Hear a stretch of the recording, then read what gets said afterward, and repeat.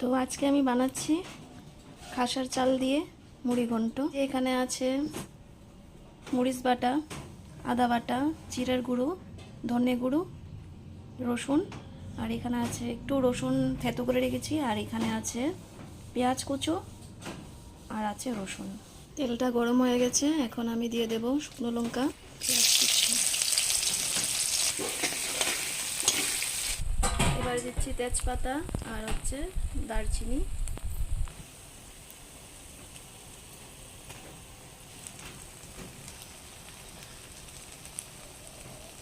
এখন দিয়ে দিচ্ছি রসুন। এখন দিয়ে দেব খাসার চাল, দিয়ে দিলাম।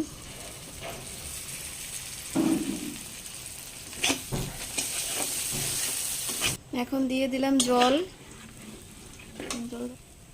এখন এটা সিদ্ধ হবে। এবার দিয়ে দিচ্ছি মাছের মাথা।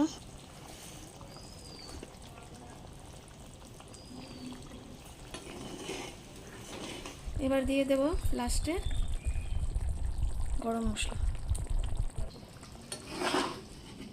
তো আমার রেডি হয়ে গেল মাছের মাথা দিয়ে মুড়ি ঘন্ট।